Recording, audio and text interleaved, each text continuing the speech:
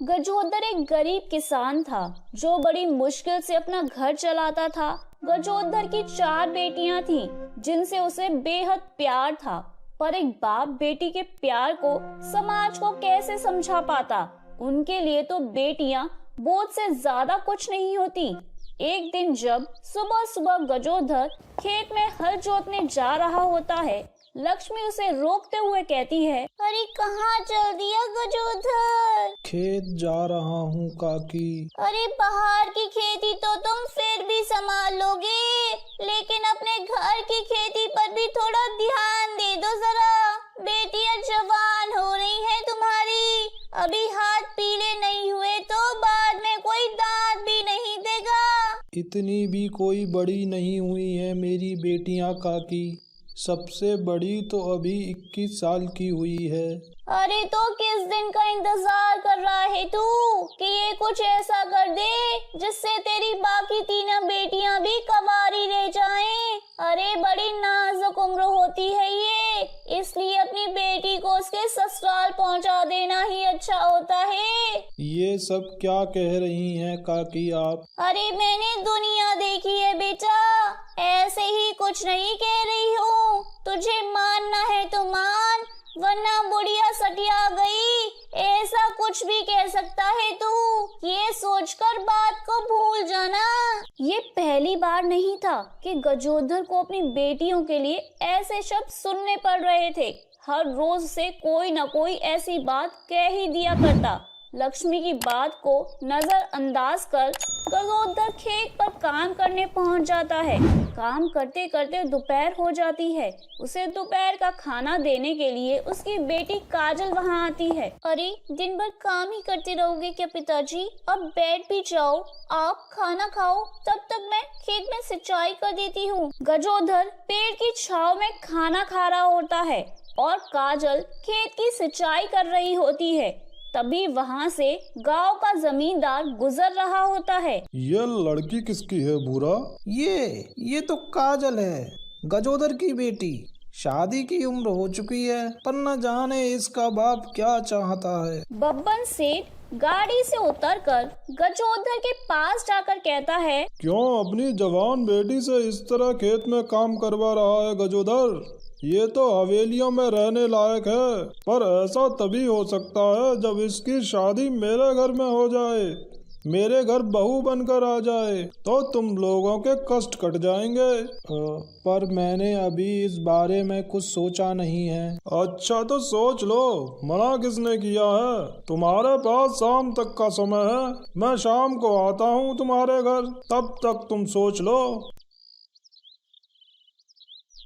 गजोदर ये बात जब अपने घर जाकर अपनी पत्नी रमा को बताता है तो रमा की खुशी का तो कोई ठिकाना ही नहीं रहता। अपनी बेटियों को बहुत बेटा बना लिया तुमने, अब मैं तुम्हारी एक नहीं सुनूंगी। इतने बड़े घर से रिश्ता आने का मतलब समझ रहे हो तुम? भगवान खुद चाहते हैं कि तुम्हारी बेटी उस घर में विवाह कर जाए। अब ज्यादा चूप चपट करने की जरूरत नहीं है और शादी के लिए चुपचाप हाँ कर देना। कुछ ही देर बाद बब्बन सेठ वहां आता है और अपनी पत्नी की जिद के आगे गजोदर हार कर शादी के लिए हाँ कर देता है। तो खातिरदारी में कितने पैसे लगा रहे हैं आप लोग? हम तो गरीब आदमी हैं सेठ, हम क्या ही खातिरदारी कर पाएंगे आपकी। मुझे गवार समझा है क्या? तुम जैसे गरीबों के यहाँ से बेटी भी ब्याह कर ले जाऊं और खर्चा भी मैं ही करूं? यूं तो लड़की के घर वाले 20-25 लाख रुपए देने को तैयार हैं। वो तो तुम्हारी बेटी मुझे अच्छी लगी तो सोचा कि 5 लाख ही लूंगा बस, पर तुम लोग तो पूरी तरह बच के निकल रहे हो। अरे नहीं दे पाओगे तो छोड़ दो, नहीं करनी है शादी। नहीं सेठ, आप ऐसा मत कीजिए, आप बस मना मत कीजिए। 5 लाख जमा करने के लिए हमें कुछ भी करना पड़े हम करेंगे। अपने बच्चों के लिए इतना तो हम कर ही सकते हैं ना। और काजल का रिश्ता बड़े घर में जोड़ने के लिए गजोदर अपनी जमीन गिरवी रखकर 5 लाख नगद बब्बन सेठ को दे देता है और शादी की तारीख निकाली जाती है। शादी के दिन दूल्हे की जगह पर बब्बन सेठ को बैठा देख सभी चौंक जाते हैं। ये सब क्या है मालिक? रिश्ता तो आपके बेटे से तय हुआ था ना, फिर आप अरे जब मेरी ही शादी नहीं हुई तो मेरे बेटे का रिश्ता तेरी बेटी के साथ कैसे तय होगा?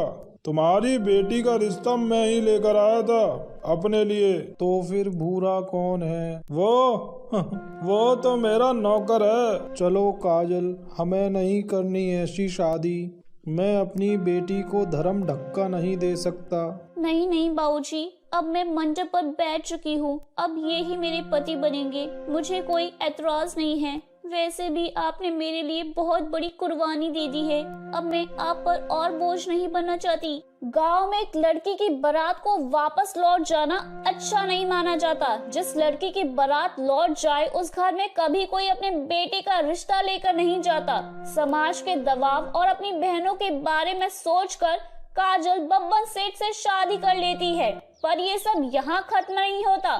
काजल विदाई होकर बब्बन सेठ के घर जाती है, जहाँ वो देखती है कि बब्बन सेठ के घर पर पहले से ही एक औरत बैठी थी। जी, ये कौन है? आए हुए 2 मिनट नहीं हुए और ये सब जानना है इसे?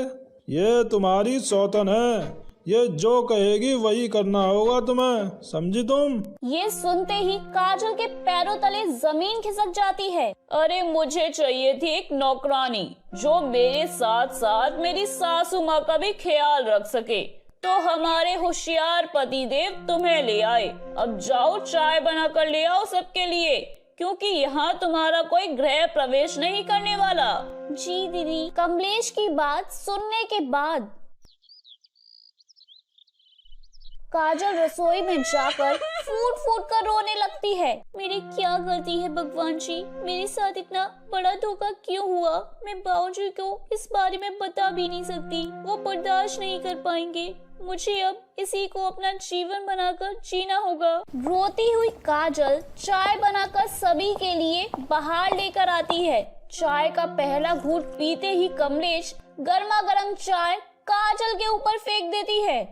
अरे गरीब के घर से आई हुई लड़की, तुझसे उम्मीद भी क्या की जा सकती है? ऐसी चाय तो भिखारियों के घर बनती है, जिसमें दूध तो घूंट भर का भी नहीं है। लगता है चाय पत्नी खुला दी हो, अब रो क्यों रही हो? जाओ फिर से जाकर चाय बनाओ और नाश्ता भी। जी दीदी, अभी लेकर आती हूँ। काजल सभी के लिए चाय नाश्ता बनाकर घर की साफ सफाई कर रही होती है। तभी कमलेश ढेर सारे कपड़े लाकर उसके सामने रख देती है। अरे ये लो कपड़े, कितने दिनों से धुले नहीं हैं, अच्छे से धुलना, एक भी दाग रह गया ना तो चमड़ी उधेड़ कर रख दूंगी। मुश्किल से ही 2 दिन हुए थे काजल को दुल्हन बने कि बब्बन सेठ काजल से कहता है, बहुत बड़ी गलती हो गई, इस लड़की को ब्याह के ले आया।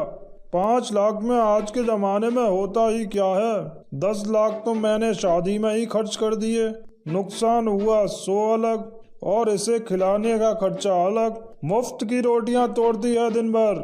ये कहते हुए बब्बन सेठ काजल को एक थप्पड़ मारता है और कमलेश भी उठ खड़ी हो जाती है और काजल को घसीटते हुए घर से बाहर निकाल देती है। अरे मेरे पति का दिमाग खराब करती है, तू निकल जा इस घर से। अगर 20,000 रुपए लेकर नहीं आई ना तो वापस आने की कोई जरूरत नहीं है, समझी तू? काजल के चेहरे पर घर का दरवाजा बंद कर दिया जाता है।